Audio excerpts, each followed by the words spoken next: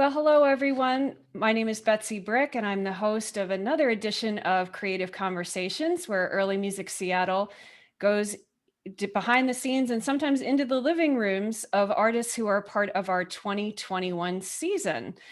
And today I am traveling to Ireland to visit with Micheal O Suilleabhain and his mother, Reverend Noirin Ni Riain.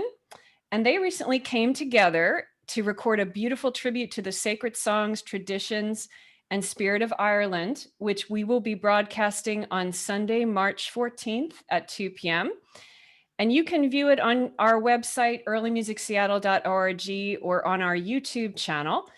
And this performance has been generously sponsored by Bill Shelby and Allie Gardner Shelby and presented in partnership with the Irish Heritage Club.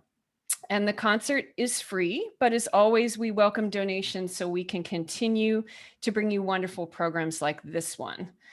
And so now I would like to introduce our special guests with us today. Micheal is a renowned singer and poet who comes from a family steeped in Irish traditional music and has toured extensively with his mother and brother Owen throughout Europe and America. He has also been invited to share the stage with artists such as Russell Crowe, Nigel Kennedy, The Chieftains, Steven Spielberg, and Rhiannon Giddens, just to name a few. Welcome, Micheal. Hello, Seattle. How's it going, everybody? Hello, big world. And you, Betsy, of course. Wonderful to have you with us. And also, we are joined tonight by his mother, Noirin, who, along with his father, late composer Micheal O Suilleabhain as well, has passed down a rich heritage of musical and poetic traditions. Noirin is a gifted singer of sacred and spiritual song, an accomplished author of several books, and in 2017 pursued a calling to become an ordained interfaith minister. Welcome, Noirin. Go many dia which Betsy agus gachaine atá fécintisteach agus I dús bóire cuirim fáilte roimh go dtí an seachtansa seachtan na gaeilge seachtan lá le páidig agus pig anna sport agus anna sult a going and that is a homage a kind. I felt I had to start in Irish, Betsy. Oh, of course. Absolutely. Absolutely. Thank you for that. It's such a joy to be here, and I wanted you to hear the sound of Ireland. Oh, well, that's going to start us off beautifully. Thank you so much. So isn't it amazing how technology is allowing us to connect like this across an entire ocean? It still just sort of astounds me to this day. So it's wonderful that we have this opportunity to spend this time with you. It is, because I've actually spent a good bit of time in Seattle myself. We began visiting there. Me and my brother began visiting there around 10 years ago, actually. Our first ever professional invitation, actually. So the first time I got on a flight to America, going somewhere where I was apparently making some money, an undisclosed amount of money for singing, was actually to go into Whidbey Island, actually, to the Whidbey Institute, Wicca out there, to sing with David White, who lives up the road from there. David White is a poet and a speaker, philosopher and author from Whidbey Island. So we got to meet him through, all my best ideas come through my mother there in the other screen. So we got to meet David White when he was running his tour to Ireland, and he spotted us really and really invited us to apprentice ourselves to the poetic art and the speaking art form, and we were able to carry and realize of a lot of what we inherited from Noirin through those poetic platforms and singing in those ultra heightened listening audiences, you know. And so actually Whidbey Island was where we first got our break in the States, if you will. And I lived in Seattle myself for 2 years. I don't even know. I'm very bad with time. Like a lot of early musicians out there, I don't know. Linear time is nothing to me. So I don't know, it was 3 years ago, maybe I moved back from there, but I was running up and down the West Coast and around, and I love Seattle. So this invitation was really wonderful to get, and a really unusual one, but a really special one, especially this time of uncertainty for so many of us. It's a great connection to make. from Seattle. Absolutely. So A real deja vu. And of course, David has become a great friend of ours. I have been Yes. singing for his groups that he brings to Ireland, for years. I'd say 20 years, Betsy. But then he became a great friend. So even we actually sang at his wedding there 2 years ago in Whitby. Oh, So wow. to go to Seattle then and to make that connection again. Seattle is wonderful. You have a beautiful city there. Yeah. It is. It is a wonderful place, and I have actually seen David White a couple of different times read his poetry here, and I've taken a few of his courses, and so he's an amazing man, and it's wonderful that you've been able to work in creative partnership with him. I mean, you certainly have a lot, I think, in common with sort of just the spirit that he embodies, and I can see where it would be very much in alignment with what you're doing as well, and the way that you're bringing Irish heritage alive, and he does that so much in his poetry too, and in his programs. So that's And of course, wonderful. Irish. His mother was Irish, so he's Irish too. Right. Absolutely. Absolutely. So I'd just like to start off finding out a little bit more about you as a family, because this is very much a family affair, this work that you do. So what has it been like to tour and perform as a family all over the world? And how has this experience opened the door for you to discover your own individual artistic voices and expression? that's an amazing question. When I hear it put like that, it's a challenge but a joy to answer. Really, for me, it felt like a progression of things, but also very natural. But it never felt like a what's the word, a duty to do. Like so many things we do for our families, we think and do things because we think we have to. Really, we started doing it, I suppose. In my early 20s, I went and studied music in University College Cork, Mhm. and I realized, slightly embarrassingly, I was a lot into like electronic music and hip hop at the time. And I realized that, when my parents both started popping up on my syllabus in my undergraduate degree in Irish traditional music, I realized that, maybe I better give my mom a call and have dinner, and maybe we can rehearse after dinner every time we have dinner. So it Ah, started at that. And then we were, so I wasn't indoctrinated as a young child, as so many of us early musicians are. And, but we began singing for a friend's wedding, actually. So that's when me and my brother and my mom put together some simple Gregorian chants. And mhm. one of Noirin's one of the Irish language lamentations that she had collected during her master's program in the early 70s in Ireland. So that was monophonic chant, Gregorian chant, and Irish language. We hadn't put in much harmony at that stage. There wasn't any harmony arrangements of those pieces. So we sang in unison at that wedding, and maybe one hymn in three part. But we found the unison actually was really, really powerful for us to do. And we found we had inherited from attending Noirin's concerts and following her around. Like as children, we followed Noirin to Poland for a couple of weeks and Boston College. And I went to India with them when I was 9 for 3 weeks. Wow. So I had watched them play at a very virtuosic level. And we had learned the songs at that stage. We just had never sung them.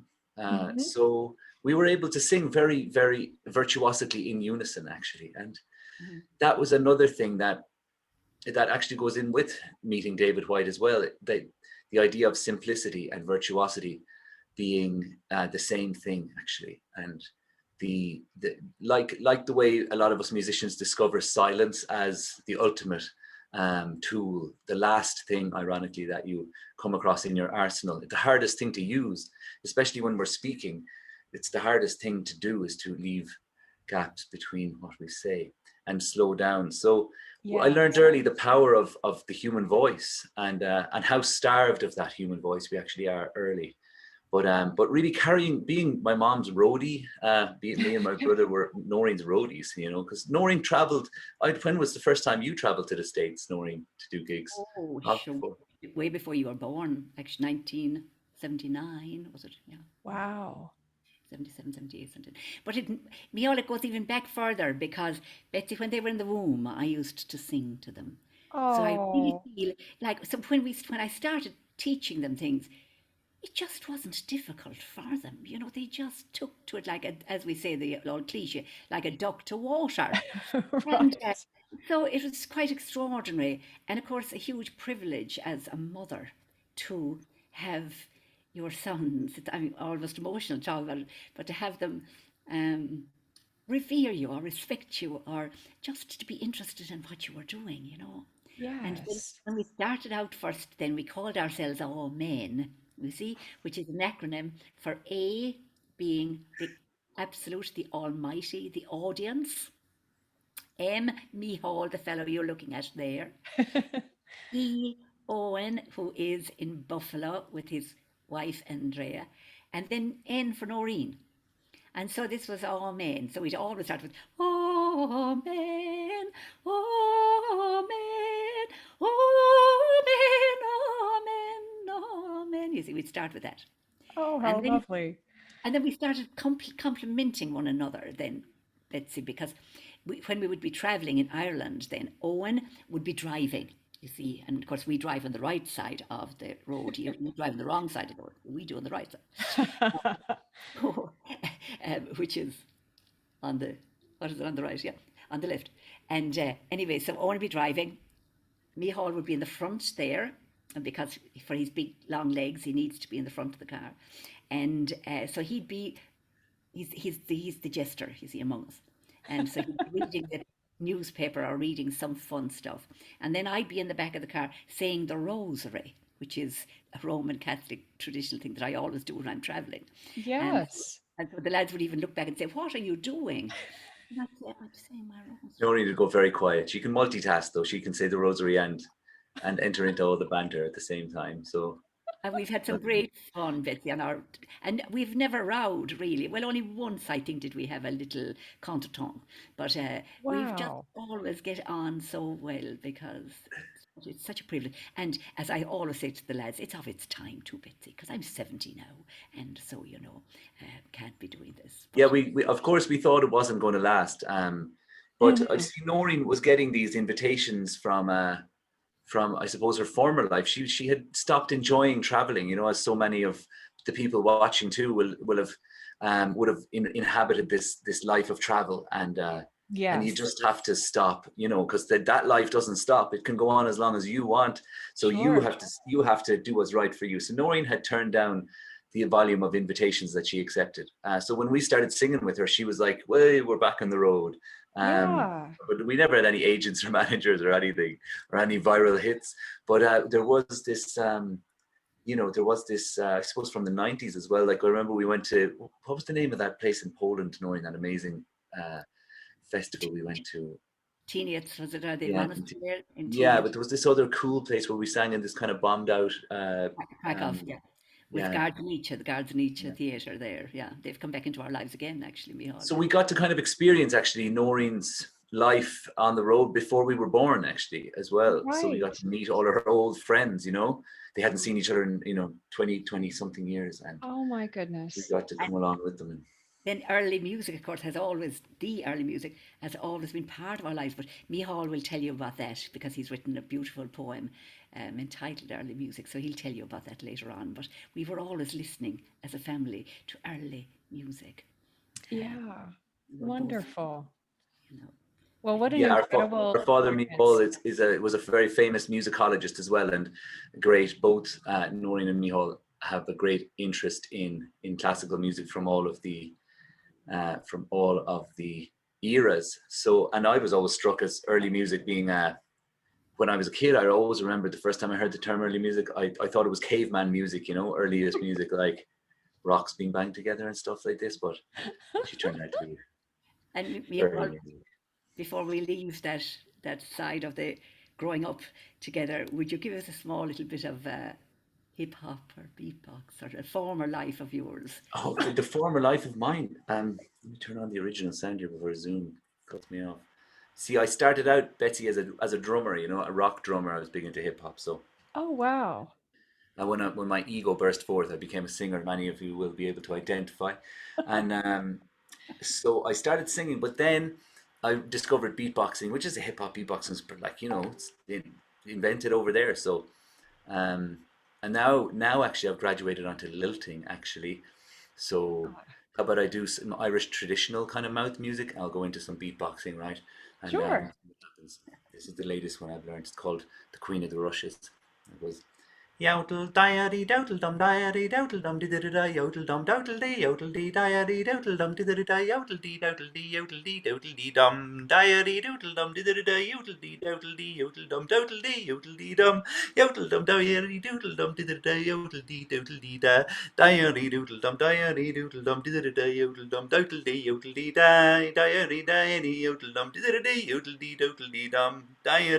dum diddy dum diary doodle dum diddy diary doodle dum yodel dum diary doodle dum diddy da yodel dum doodle da yodel dum doodle da yodel dum doodle da diary doodle dum diddy da yodel da diary doodle dum yodel da diary doodle dum diary doodle dum Wow. diary doodle diddle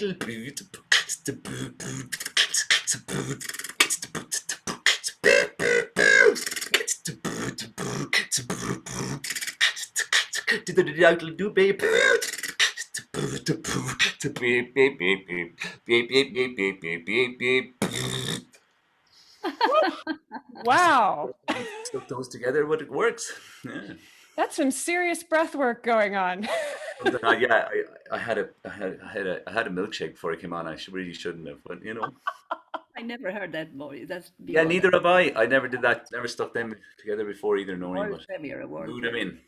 Wow, for it's early. it's a really amazing fusion of those two things, and yet they blend. They really do, connect with each other in interesting ways, the blending of the old and the new. It's that's really cool. Well, it's a part of our lives where me and my brother are quite courageous. Is mixing of genres or fields or disciplines. Yeah. And I learned that from Noreen, our mom, Mhm. who constantly fuses different traditions, world traditions of sacred song, and also she uses procession in her performance as well, which is naturally pushing a boundary. Especially some people in an audience get quite shocked when we sing with Noreen. We begin from the back of the hall wherever we are, so the voices kind of burst forth, and we don't like to be introduced. We just like to burst forth from the back of the hall, which is of course how a mass starts, isn't it? Like Yeah. Sure. you hear the And, curtain whoosh, and then and we've boom. also experimented too, Betsy, with things like, the chant of Hildegard von Bingen, the 12th century abbess. And so that, Micheal, you were reminding me when we were talking, because we used to do a segment from the Ordo Virtutum, which is her morality play. And so we would frighten the lives out of people because there's the devil is one of the characters in it, but he has no singing voice. So he just shouts. So the lads would start shouting, hey-o, hey-o, all over this cathedral. And I'd be singing this high-pitched chant of Hildegard, to people. Really angelic on the stage, and me and Owen would have these black hoods, and we would shout and roar during her, as if someone had come in to disrupt almost, So We- We're, yeah, we're, we're not doing this on for our program next no, on the 14th. there's no No, no. no disruption. Thankfully, there's no disruption to the concert we recorded for early music. But I suppose there is a sense of mixing genres in the concert as well that you will all witness. So there's Gregorian chant and Irish language lamentations, almost back to back. Mhm. There is Irish traditional song.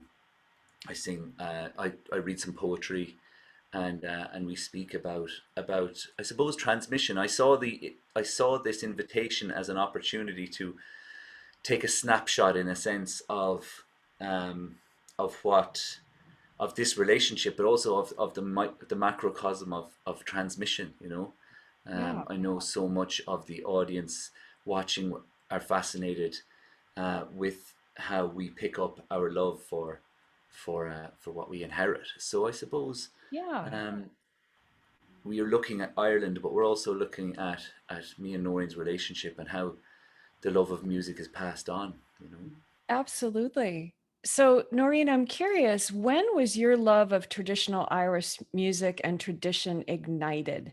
How did it become so much at the center of your life? Because I can see how it came into Micheal's life. We've been just talking about that and the evolution of that. But where did that spark ignite in you? What was the catalyst for that? I know exactly the moment, Betsy, too. And it's always very powerful to go back to it because as a young girl, I started singing I was brought up in rural Limerick.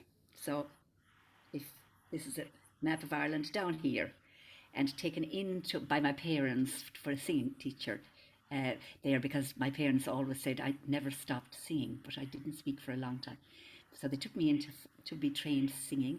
And at that stage, of course, I was just learning somewhere over the rainbow, way up high, that kind of repertoire.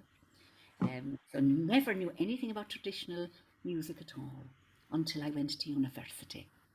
And there we had a marvellous teacher, their father and myself, called Micheal O Suilleabhain, a very well-known figure in Irish music, again, innovator, composer, very like their father.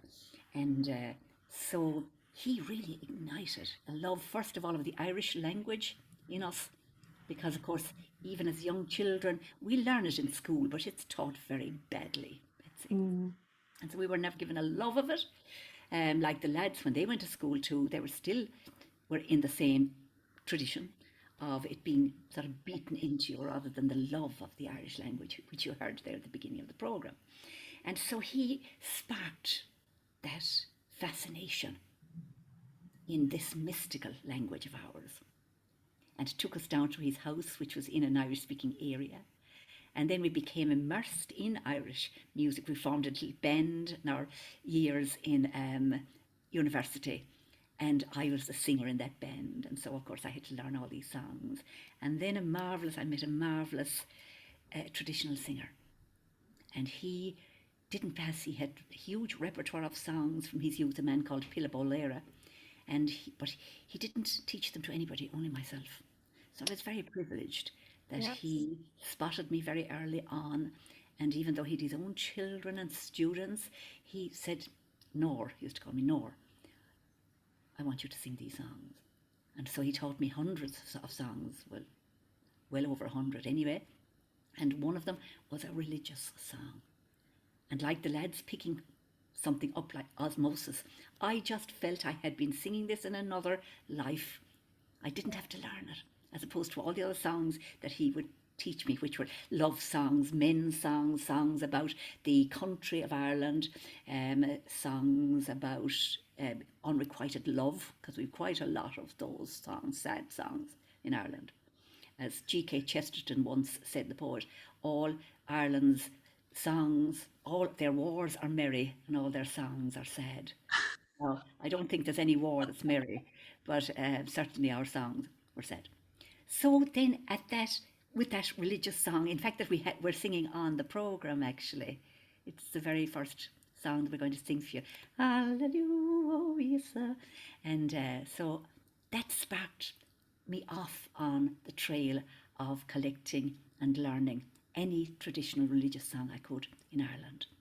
And so I amassed about 40 of them to do a master's on, and went around collecting from older singers and so on, and now passing them on to the lads. Oh, that's beautiful. That's really beautiful. And how lovely to be able to do that. That's, it's such a rich tradition, and to be able to have it stay alive, for other generations is a wonderful thing. And, I've had the privilege of connecting with both of you through your music, but also through your online school that you and Owen created, called the Edge School. And you offer programs that explore Irish mythology, poetry, philosophy, song. And I've noticed that woven throughout your programming, there's this thread of innovation that seems to seamlessly connect the old and the new and bring history and tradition alive in a way that's relevant today. Would you speak a little bit more about this fusion of tradition and innovation, which we've already started to explore as we've talked this morning? and how you incorporate this into your work as artists. And Micheal, you gave us a beautiful example of it just a few minutes ago. But I'm wondering, are there other ways that you set about to do that? Yeah, there is. I'm always struck that when Noirin would teach us a Gregorian chant or an Irish language lamentation or an English language song, she would always say, make your own of it. So to make your own of something is to ornament in a sense that you can do excellently, or to express it, to speed it up. A lot of the songs that Noirin, I witnessed a lot of the songs that Noirin picked up.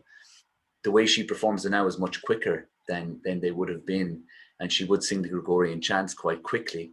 And another, I suppose, I picked up a bravery around tradition and innovation through Noirin is I learned the Gregorian chants from Noirin, but only then when I got out of my undergraduate, I realized that Noirin had been ornamenting this Gregorian chant in an Irish traditional style. Wow. So instead of salve, she would go salve regina. So that's an Irish way, ornamenting on the way down. So all those step motions, I realized actually I had picked up she had made her own of it, and I picked up a regional style of Gregorian chant, which is possibly how Gregorian chant sounded in Ireland anyway at the time. But so I suppose seeing the power of it, my father too, Micheal, mixed jazz and classical and Irish traditional song, and composition techniques, improvisation and arrangement. And so I picked up that naivety and bravery in my life, and I suppose the power of that doesn't come naturally. You have to see it. It has to be in the family, I suppose. Like if your parents are doctors, not a lot of people would want to be doctors unless they saw it up close and had that courageousness. But Sure. Tradition and innovation is close to our hearts, and close to both of my parents, both my Noirin's and Micheal's vocation, really their mission. Isn't that right, Noirin? But what you started with, though, is very important, I think, Micheal, and that is making your own of it. And of course, you early musicians, people interested in music, will understand that, because you can teach the skeleton, but you can't put the flesh on it. It has to be the singer themselves who takes it. And I always give the example of the lovely Sufi story of a mother taking her little daughter to the studio of a sculptor who's working on a huge piece of marble, black marble. And he's chiseling away. And the mother takes the little girl away, and they come back 2 weeks later. And there in the space is this beautiful carved lion of the black marble with the mane and the limbs and the eyes, and looking over the gestures there that he's chiseled out. And so the little girl runs up to the sculptor and says, I have a question. How did you know he was in there? And so a song is just that lump of black marble. But then you have to chisel away until you find the lion in the marble of the song and make it your own. And that's been very moving for me to see Micheal and Owen and Micheal really to taking a song and doing something totally different that I would never have done. So it goes then beyond imitation, that it starts with the level of imitation. Of course, you all know this now, you're people who are into early music. You start with imitating. But then there comes a time that you must fly out from under the wings of the eagle, the little thrush. We have that story in Ireland, that who is the king of the birds? And it is the thrush. And that's why, because the eagle, of course, who's the biggest of all, the little thrush hides under his wings. And when the eagle cannot go any further, when he's so tired that he can't go higher, the thrush flies out and goes above. So really that's what the essence of the magic of singing is, really. And when the song suddenly takes off and the little thrush breaks out, that's when the moment happens. Yes. What a beautiful image. Absolutely. And I'm curious, it sounds as if we're talking a bit about a lot of creative bravery that is needed in order to go from imitation to actually making something your own and bringing your own artistic sensibility to it. It's brave to do that. I mean, because that's sort of opening up a certain vulnerability. So I'm curious, Noirin, what is it like to pass on sacred rituals and songs today? And is there a certain amount of creative bravery that's required? And what has changed in how this knowledge is handed down now to new generations? There's a lot of questions there, Betsy, but I'll Yes, if you need me to repeat them, I will. I know they were stacked a little bit. But there, to go back to your, yes, bravery. Yeah, that's a lovely word. Because you have to, the other thing is, you have to be prepared to make mistakes. And when you're going out there on a limb, sometimes it'll happen very badly. But I always find and say to the lads, it's always the first performance that you'll fall into, as we say. And then from then on, you get confidence in your improvisation, because really improvisation, of course, as early music people will know too, we call it improvisation, but actually we'll have tried it out beforehand. You know, you will rarely just go out on a limb altogether. But it is all about taking risks too and being adventurous there, you know. So passing it on, yes, has been wonderful.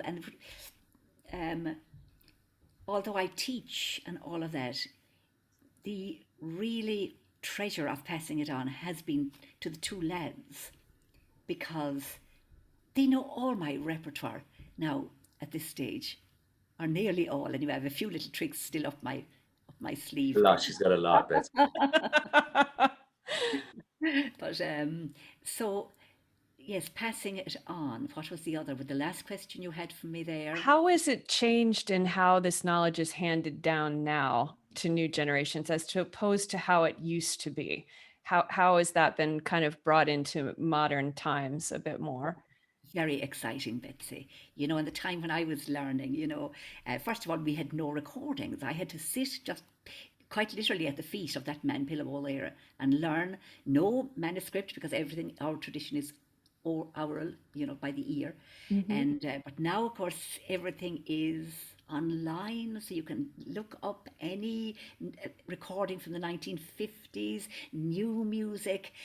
So Shan Nos is what we call our traditional music, our early music, our traditional music. Shan Nos, two Irish words: Shan, old; Nos, style. But indeed, there's nothing old about it now, because people from all over the world. I've just been, before I came on line here now, I was with a little girl in North Texas in the university there doing a PhD on lamentation. And so she's a singer, and they're from Texas. And so everything is exploded now.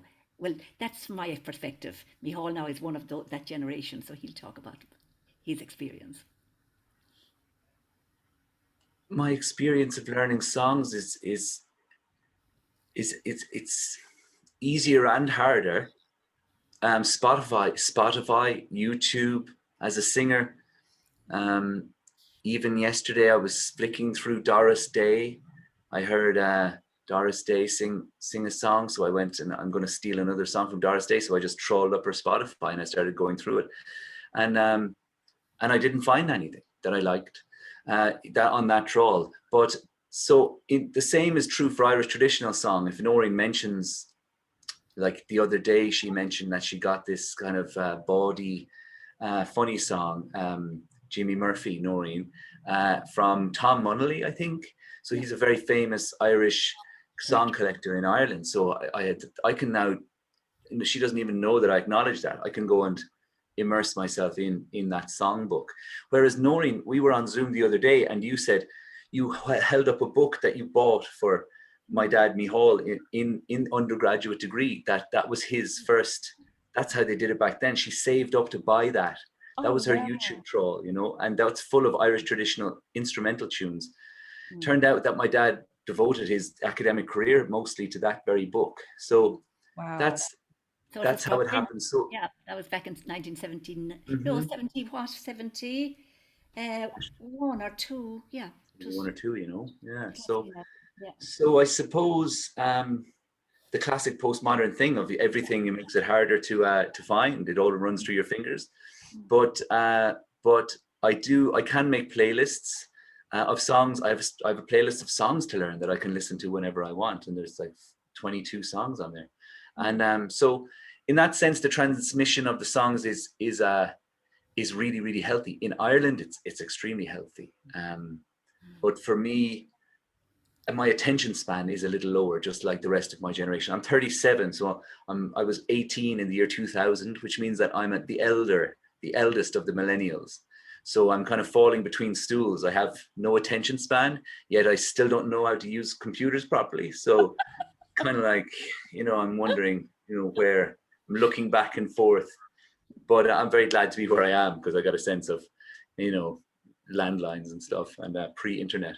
But I've been affected, by the technologization. So that's a double-edged sword. So that's really all I can say. But to see Noirin passing on the songs on Zoom is beautiful. Yeah, with the Irish World Academy at the University of Limerick, and with some private clients as well. And actually it works, Micheal. I didn't think it would, but now you establish a rhythm which is much slower than your person. It actually helps the transmission of sound. You're right.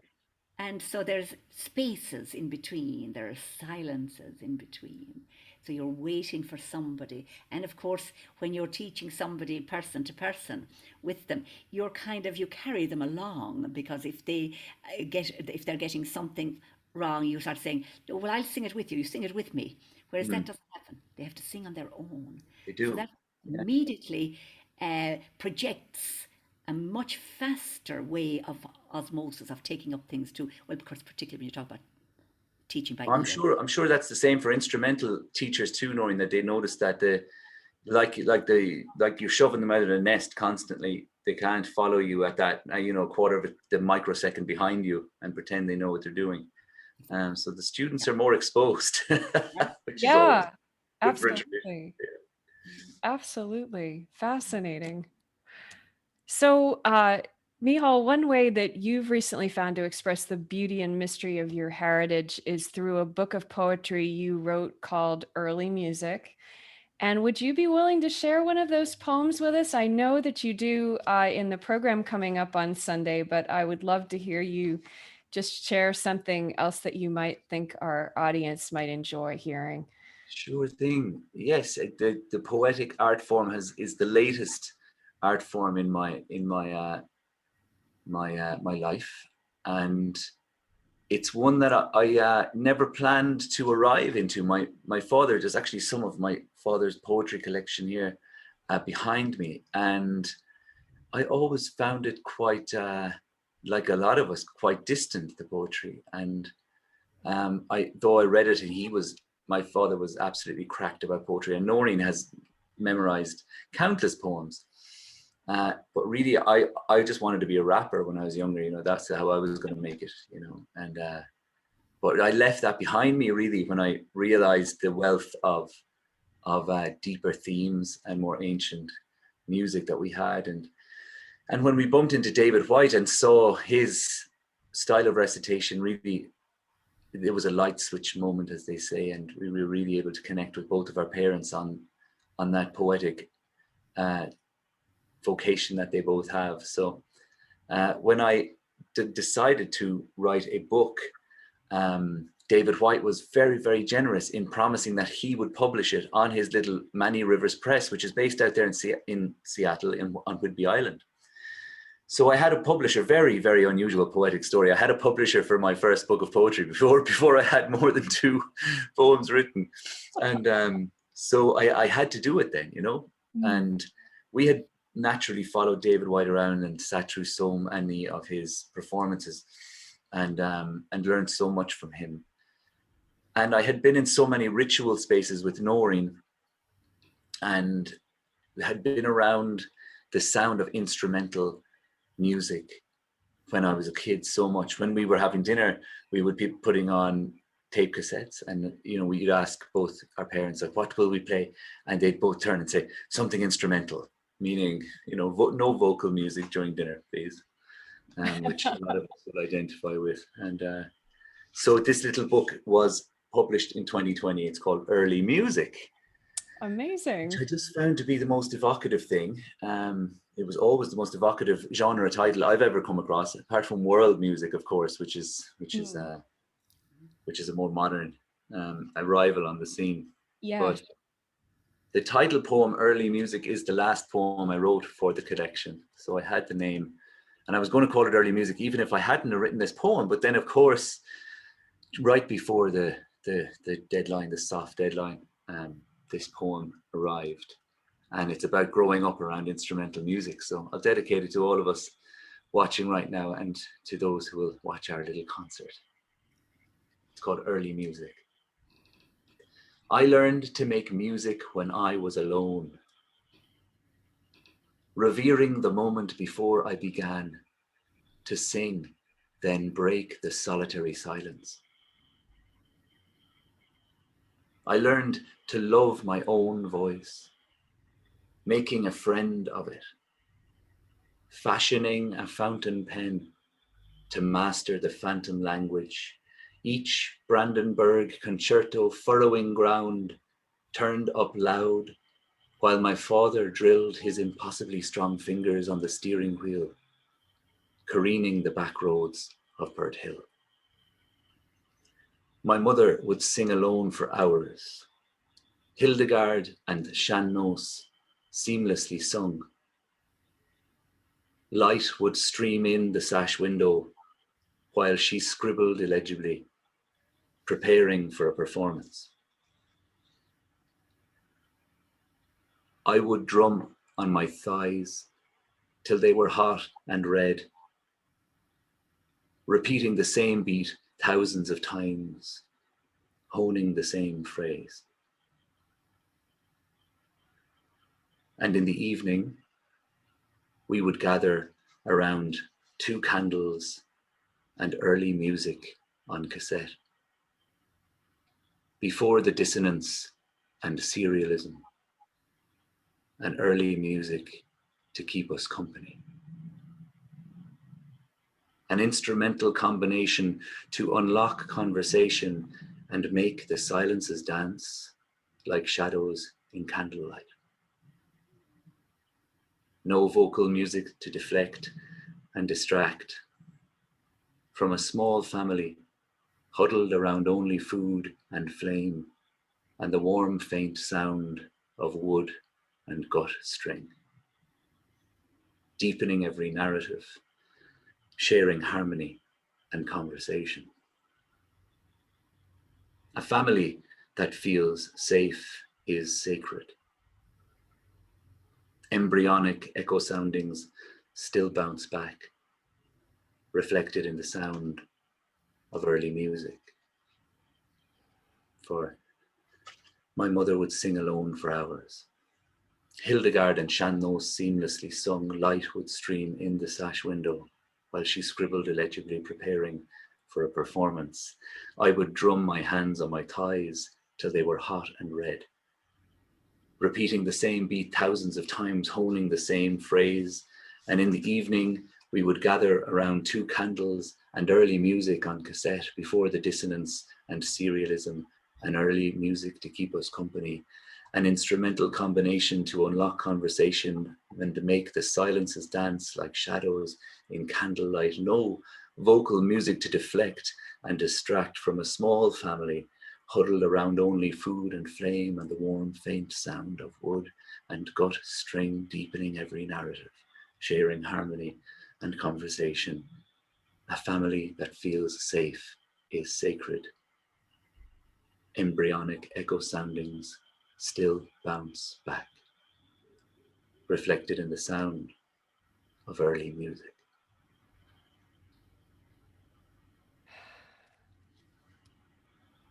There are no words. I'm just going to say that. That is just absolutely, it's just beautiful. It just transports you, Micheal. And so, thank you so much for sharing that. I know that's going to speak to so many people who are watching this right now who just have such a close relationship with early music, and it has brought so much meaning into their life. And And you really capture just the spirit of that. It's just absolutely beautiful.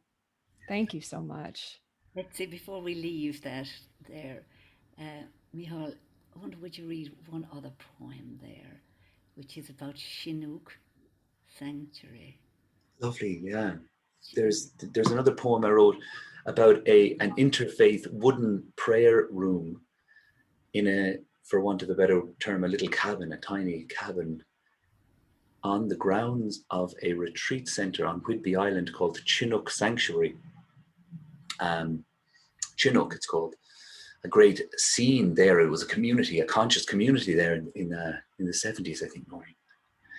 Great, proud history, and it's still there, putting on events and creating a wider community there on Whidbey Island. And we were lucky enough to visit there, and I kind of stumbled upon this small little shack in the middle of the woods, and I was struck by its eloquence spiritually. So this is called Chinook Sanctuary. Having descended into silence, I face a wooden structure. The sanctuary breathes before me, so I enter with rain on my skin. Completely empty, it welcomes the emptiness in me, called to prayer, the easy prayer of simple breathing. This is how a church should be. The joining of warm wood together, making walls invisible, calling us to join in, not leave behind the life outside the door. A church vulnerable to fire and water. A prayer vessel floating in the forest. And mesmerized by amber tree lines ringing around me, I knew courageous prayers are said in places like this, with wood, not stone, listening. I knew utter joy sweeps through places like these, a shelter, not an escape, unfettered by damp rock and twisted metal, hidden behind stained glass, lead-lined, but a living, breathing, wild church for wild prayers. And though the air is still, a silent gale rose through this singing space, this silent cathedral among the moss. My skin thirsts again for rain. My soul, a falling acorn, a hazelnut floating. Grasp these sacred seconds. Grant yourself refuge here and call your soul your own.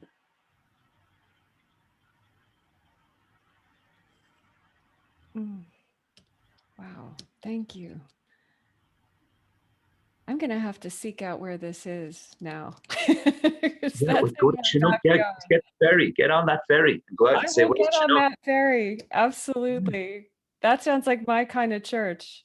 Well, exactly. Well, I was struck at how light it felt. It's made of wood, you know. It was made in the Pacific Northwest style, so very unusual for a wooden structure to be spiritually endowed here in Ireland. Of course, we're the king of stones and rocks, and which has its epic beauty. Yes. But yes, the lightness I felt in the. And I was looking into how wood, when you warm it up, you know, becomes malleable, and you can press it together, and then it dries and expands and becomes inseparable. So the strength and the softness and I remember I was there with you actually that day that we visited that retreat center, and I remember you going off, and you know, I could witness that you had experienced something, you know. Yeah. And of course, here now we are going. Our cathedrals are now, I'm looking out at a few now, are now the oak trees that we've come to value so much. And I think there's some scandal at the moment in France where they are going to cut down 1,500 ancient oaks to rebuild the spire of Chartres. Oh yeah. Wow. So it shouldn't happen at all. They need some fresh wood for that one, all right. Yeah. Yes. Wow. But not the precious Very oak. poignant. Yeah, that's all about tradition and innovation too, isn't it? Yeah. Absolutely it So is. if one of our historical things burns down, do we cut down more trees to rebuild it? I don't know. Yeah. No.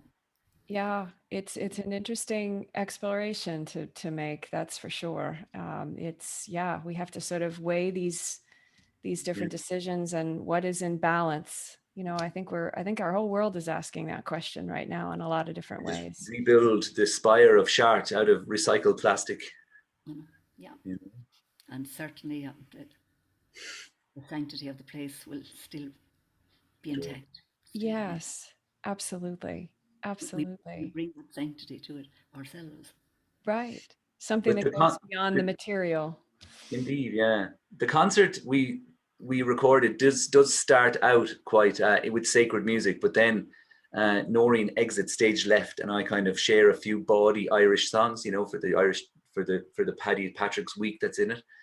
So there's a great old English language folk tradition in Ireland, of course, and I play the drum, the bodhrán, on one of our national frame drums. So I have an unusual kind of hybrid bodhrán thing that I play, and some of the more tavernous songs, if you will. And And I also, think I sing a bit of Danny Boy there as well. I'm pretty sure that made the cut. I believe that made the cut, yes. Which is a beautiful song, of course, that has made its way into the grieving cultures of the world. And as an Irish singer, it's the last song an Irish singer will learn, but it becomes their favorite immediately. They're like, "Feck it, why didn't I do this earlier?" So it's such a masterful tune, yeah. So yes, and I play on the whistle a song that I learned from Micheal O Suilleabhain, who spent so much time in Seattle and loved Seattle. And of course, he was a great. I never had the privilege of meeting him. He had passed over before we were sort of on the circle there.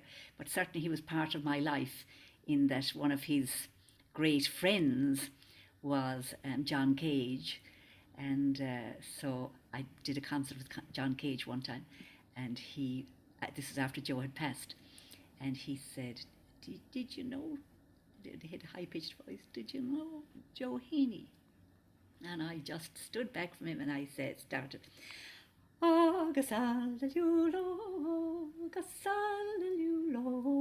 which was one of Joe's great religious songs. That is, yeah. And the tears came down his cheeks. John, I was looking down, he was small man. And so then when I came back home after that concert, John rang into our home here in Maru and said that would I take Joe's place in an oratorio that he had written for Joe called Roratorio in Huddersfield in England at a modern festival there. And so Joe came back. I felt so being on the stage just when John would point at me, just exactly at the moment that he would have pointed at Joe Heaney. And I really felt the spirit of Joe coming into me during those performances. So it was a great experience. I feel him very close all the time. And even though our time ran out when we were recording, I had one or two other songs that I'd learned from him, which have really moved me deeply too. But that's for another time, I think, Betsy. Yeah. Oh, that's wonderful. What a beautiful experience in a way to sort of carry on his legacy. To be able to be an instrument of that yourself that must have been a very moving experience. Absolutely. And Noirin, you never met him because he lived in Seattle full time, didn't he, for most of his life? Or towards the end of his life, exactly. So he was out of Ireland, really, and when he was in Ireland, it wouldn't have been, the sessions wouldn't have been, as public, or as we wouldn't have been travelling to them. We were young, anyway, too. Whereas Joe, I can't remember when he died now, but marvellous singer. He had the sound of Ireland, Oh, yeah. Singing. And Martin Hayes as well, of course, lived in Seattle there for a while as well. A great fiddle. To talk about the sound of Ireland, he's an amazing Clare fiddler. So beautiful. It's got a great old Irish contingent there in Seattle, I can tell you. So wonderful. Well, kind of as we explore a little bit more about sort of the spirit of Ireland. And, I'd be remiss if we didn't mention St. Patrick. Of course, St. Patrick's Day is coming up here very shortly.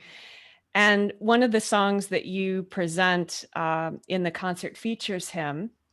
And so I'm wondering, Noirin, and Micheal, you can jump in here too if you have something to add to this. Would you share a bit more about who he actually was and how his image may have changed over time, as so many things do? Oh, one of the most powerful personalities, not just in Ireland, but in the world. Extraordinary man. And we've lost the meaning of we've lost the message that he has for us. There are many messages, actually. He was born in England, Wales, and then born into a noble family. So in the beginning, his youth, he would have had, he would have been very well served, servants and so on, but then kidnapped by some Irish slave traders, brought to Ireland and sold to a chieftain. Became, totally obedient to him, went out as a shepherd, then minding the sheep for six years in Ireland. And then one night he fell asleep and he heard a voice calling him, saying, "Patrick, there's a boat waiting to take you back to Ireland, or to England."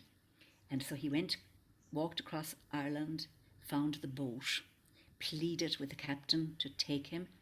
The captain said no initially, and then Patrick prayed, and then suddenly the crew said, "Come on." This little open boat took him back to England. He was welcomed and became a priest. And then had heard another voice saying, "Patrick, come back to Ireland, we need you." And so he went back, and he had such courage, talk about bravery too, Betsy, that you were talking about, and went back and tirelessly spent his time, but very beautifully converting the Irish pagans, or barbarians as they're often called at that time, to Christianity, using, of course, the shamrock to represent the Trinity. Theory has that he banished the snakes in Ireland, but of course snakes were never in Ireland since the Ice Age. But that's become to be taken maybe as women, or certainly evil kind of thing, but just he had such integrity about him and authenticity, and so much divine spirit in him. And the idea he had was one of we have to have great protection around us. I think that's a message we can take away with us. And so of course, he's a very important figure in that we know he existed historically, as opposed, we'll say, to somebody like Bridget. But we know that because he wrote his confessions, he wrote his autobiography, which is a beautiful little book. You can get it online. And he also wrote another letter, but full of integrity. But one of his poems is on this protection prayer, really, which is what we sing actually on the program. Christ be with me, Christ above me, below me, Christ in all the directions. Because, of course, praying in the directions was a great feature, not just in Christianity, but in pre-Christianity, Celtic Ireland, that we were very conscious of all the directions, the four directions, above and below the sky, and so on. So that's a beautiful, so we share that actually. The first song we sing is actually called Christ Lum, which is Christ be with me. And it's called Our St. Patrick's Breastplate. It's a prayer of protection, or a lorica prayer, actually, I've learned as well. So that's a very famous prayer attributed to St. Patrick. And that setting, Noirin, that melody then that is put to, who did that? Written by Sean O'Riordan, that man I mentioned, in the 1950s. And so it's a beautiful little simple setting of it, But we've so much to take away, though, Betsy, from the image of St. Patrick, that notion of protection. And two, what most people don't realise is we have an Englishman as one of our patron saints of Ireland. So we have three people. Patrick was born in England, and then... Yeah. So people don't realise that, and so that should end any enmity between us or any. Exactly, and he came back to convert us, even though we kept him here in captivity. You see, so he's a great he's a great figure of forgiveness as well, and And Absolutely. resilience, I always say resilience too, because resilience he and forgiveness. persevered. He really persevered. And so it's wonderful. And, you know, because all over the world, of course, people know St. Patrick. He's one of the most famous saints of all times. But yet we celebrate him. I often think, like we were saying before we came on air, Betsy, if he looked at people with the green hair and drinking green beer and putting green into all our major rivers, I think he would wince and say, would you stop it and go and help the poor and Yeah. just, you know, help out people and don't be going A mad. friend of mine from America was saying, are you getting any green bagels over there? No, apparently they put food coloring into the bagels. Yeah.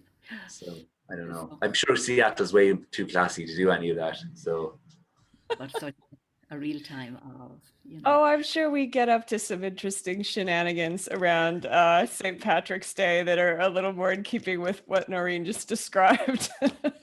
I've certainly witnessed that myself, you know, being in America and seeing it, and going over to Ireland and actually seeing more what the holiday is really about. I learned that my junior year of college, and it was a real eye-opener for me, and it made me realize, you know, it's good to kind of look for the deeper roots of things, because it really brings that richness of meaning that sometimes gets lost, you know, as things change. So thank you for sharing that, Noirin. It's wonderful to know the true story, and it brings a whole new meaning to the holiday. And so I think I'll forgo the green beer this year.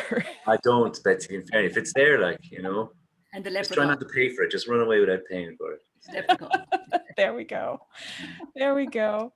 So when people watch this wonderful program that you've put together, what is it that you hope that they take away with them after seeing what you're sharing?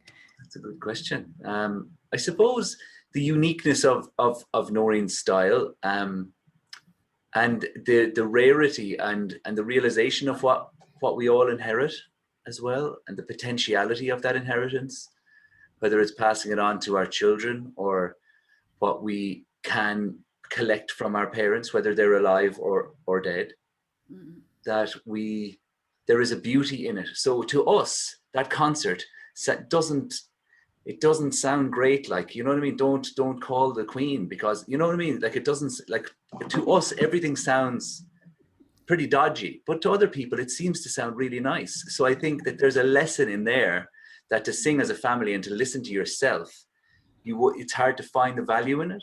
Yes. But when people look at what we do, they find it so extraordinary.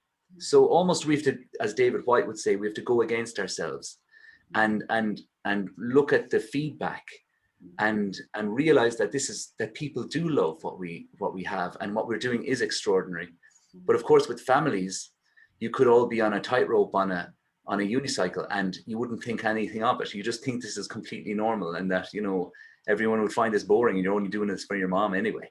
So in that sense, we can, you know, like, first of all, I spoke about at the beginning of our talk, like the virtuosity and the simplicity together. So I'd like people to walk away with the sense of human time we enter into when things are kept radically simple. And then also the radical simplicity of showing, like, I'll never inherit all of Noirin's repertoire. I've only gotten a fraction, but it's us trying to inherit as much as possible, which is beautiful, not necessarily the way it's sung or how well, and how we've made our own of it as well. So that's what I'd like people And to I walk think away for with. me, what I'd like people to take away would be on a very different level altogether. And that would be beyond family.